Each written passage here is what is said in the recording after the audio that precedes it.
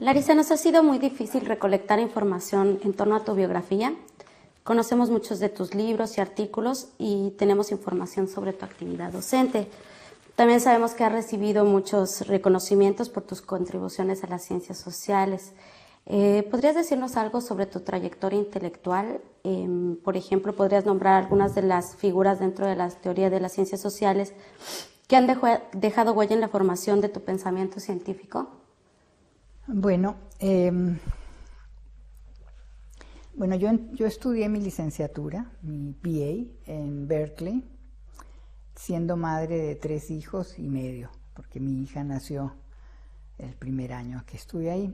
Ya era una persona yo mayor de 30. En esa época eso no se usaba. Y en buenas cuentas yo me había saltado 15 años, ¿no? Desde que terminé bachillerato hasta que entré a la universidad, y por supuesto venía pues muy atrasada. Entonces, como la antropología,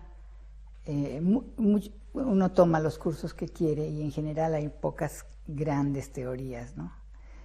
Siempre en todo caso uno propone ciertas teorías de rango medio.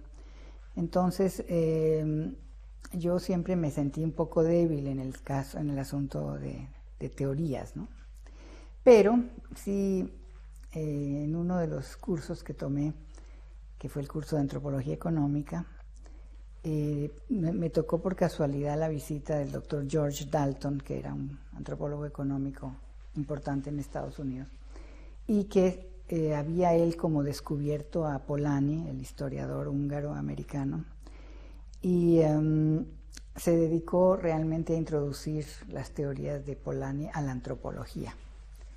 Entonces, lo que más me interesó dentro de ese curso fue un pequeño capítulo de su libro, o de alguno de sus libros, que tenía que ver con las formas de intercambio, la economía vista como formas de intercambio en las sociedades humanas, y en la que pues las famosas 3 formas de intercambio, reciprocidad, redistribución e intercambio de mercado, era lo central pues de esa pequeña o de esa gran, no sé, teoría. Entonces, en el paper que escribí yo para esto, en Berkeley había una pequeña comunidad chilena a la que yo pertenecía, de amigos que estaban estudiando ahí. Y un escritor chileno que vivía en Berkeley, Fernando Alegría, me dijo, ¿por qué no haces un estudio sobre el compadrazgo? El compadrazgo chileno no entendido como el compadrazgo de la Iglesia Católica, sino una forma un poco peyorativa de hablar de los favores que se hacen entre amigos y las cosas que uno puede conseguir, como quien dice, ¿tú cómo conseguiste este puesto? Y por compadrazgo, o sea, por amistad, por relaciones, bueno. Entonces me pareció buena idea y me puse a entrevistar a mis colegas, ¿no? Y empecé a estudiar el intercambio de favores en la clase media chilena. Y bueno, escribí un paper que le gustó mucho a mi profesor y posteriormente ya publiqué ese paper en un libro de antropología económica siendo estudiante de segundo año. Entonces, digo, como que desde ese momento seguí un poco esa línea de antropología económica. Volví a Chile y ahí ya profundicé un poco más. Y bueno, ese paper, ese trabajo que se llama Reciprocidad de Favores en la clase media chilena ha sido de alguna manera el que me ha guiado en todos mis trabajos.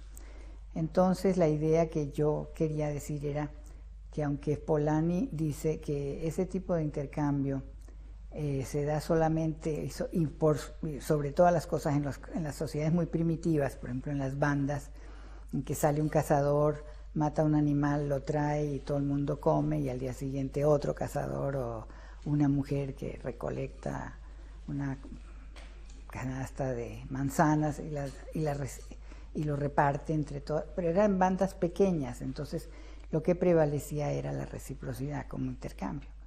Y luego empieza a crecer la sociedad, ¿no? Y empiezan a haber ya diferencias de poder, que hay gente que tiene más recursos y hay gente que tiene menos recursos, y ya la reciprocidad no se da tan fácilmente, porque la reciprocidad implica que la gente tiene más o menos las mismas carencias y las mismas carencias o los mismos recursos, pero en distintos momentos, y es a lo largo del tiempo, y tiene que esta reciprocidad tiene que ser parte de la vida social. Bueno, entonces, cuando yo me puse a escribir el compadrazgo, pues yo llegué a la conclusión de que la reciprocidad seguía existiendo en el mundo moderno, cosa que Polanyi decía que no, que en el mundo moderno habían algunas situaciones de reciprocidad, pero arcaicas, como las muelas del juicio, ¿no? Es decir, que tú en los regalos de Navidad o en el intercambio de invitaciones podía haber algo de reciprocidad, pero lo que dominaba en el mundo moderno es la redistribución y el intercambio de mercado. Bueno, entonces yo saqué la tesis, pues, de que la reciprocidad está, pues, vivita y coleando, como quien dice, en la clase media. En el caso mío, pues, chilena, pero en general es una institución que se da en muchas partes. Por ejemplo, en el Japón o en el Oriente se llama guanshi, que son las relaciones que son muy importantes para la supervivencia de las clases medias o altas incluso. La palanca, el socialismo, así se llama en Cuba. En fin, en cada sociedad hay una institución de esas informales de intercambio de favores. Eso fue, como quien dice, lo primero que hice. Y de ahí, después de volver a Chile, mi marido aceptó un trabajo en México y nos fuimos a vivir a México, y eso fue hace muchos años, hace 30 y tantos años. Entonces allá decidí saqué el doctorado en México, en la Universidad Iberoamericana, que es una universidad católica, y había un pequeño grupo, un programa experimental de doctorado bajo la dirección del doctor Ángel Palermo, que era un antropólogo catalán que llegó a México con la Guerra Civil Española. Entonces ahí, pues era un doctorado así medio hechizo, la verdad, porque habían dos profesores de tiempo completo, Palermo y el doctor Barman, y ninguno tenía doctorado. Y no había bibliotecas que uno llame, tú sabes, en universidades. Ahora está mejor la situación en América Latina en cuanto a bibliotecas, ¿no? Pero yo, después de venir de Berkeley, donde tú encontrabas cualquier cosa en la biblioteca, pues yo diría que era un doctorado de quinta, si no más bajo. Pero como no teníamos profesores, nosotros mismos los estudiantes teníamos que ir y buscar así, husmear si pasaba por México algún antropólogo o alguien interesante y cazarlo así poco menos que con una red de mariposas y convencerlo que nos diera un curso, porque las unidades eran de 50 horas, entonces si daban 25 era media, si daban 12 era un cuarto, así teníamos que ir juntando una serie de, que ya no me acuerdo cuántas eran unidades, pero eran un montón de cursillos y lo que fuera, ¿no? Entonces lo que tenía bueno eso es que llegó gente de todas partes, había de repente un francés alumno de Lévi-Strauss, de repente había un americano, un sudamericano, en fin. Y entonces, bueno, uno iba siguiendo esos cursos, ¿no? Y después, claro, eso tenía que culminar con una tesis.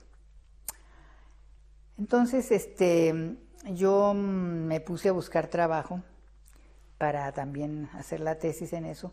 Bueno, en primer lugar, no había nadie fuera de Oscar Luis, que había hecho trabajo en la Ciudad de México. La antropología mexicana era indigenista y podríamos decir que sigue siendo. El indigenismo es su fuerte, y también de sociedades campesinas, ¿no?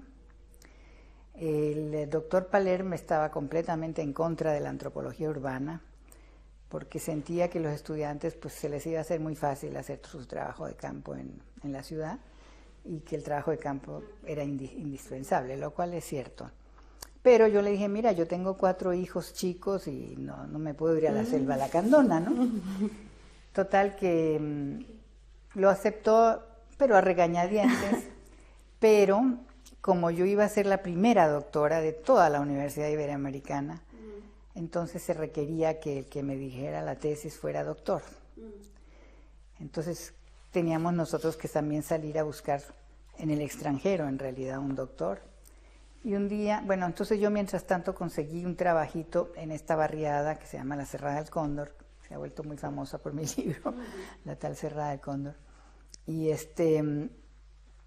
y conseguí con un médico que trabajaba ahí que me pagaba un sueldito, pero que participara en el equipo de médicos que estaban estudiando el tema de la desnutrición en el desarrollo mental del niño. Este médico, que era muy conocido, había ya hecho un trabajo importante en el campo y quería hacer algo comparativo en la ciudad. Entonces él dijo, después de que lo busqué y en fin me dio una cita después de miles de intentos, me dijo, mire, usted se puede juntar a nuestro equipo y bueno, haga un estudio de lo que usted quiera, ¿no? Total. Y le dije, bueno, no sé, quiere que estudie migración, en fin, porque yo nunca había tenido ninguna experiencia, ¿no?, de trabajo de campo en general, y menos en la Ciudad de México, donde cuando yo llegué casi además me muero, porque es una ciudad oficialmente de 10 millones, pero tiene 20, ¿no? Entonces me llevó él a la barriada esta, y era tan impresionante. La pobreza urbana es como más impresionante, aunque no sea peor que la rural. Y hasta el día de hoy yo cuando puedo husmear de cuadras empiezo a sentir un olor a barriada, porque colchones cochinos con orinas viejas y cosas así. Entonces, bueno, llegué ahí a esta barranca del Muerto, que se llama Barranca del Muerto, ¿no? Y bueno, ellos tenían un pequeño centro médico, entonces ya me puse en contacto con ellos y decidí ayudarles a ellos a levantar algunas encuestas, ¿no?, para ver por dónde iba la cosa, ¿no? Pero el primer día que fui yo, la verdad, quería nada más que volver a mi casa y meterme debajo de la cama y no volver nunca más, porque al principio choca mucho, ¿no?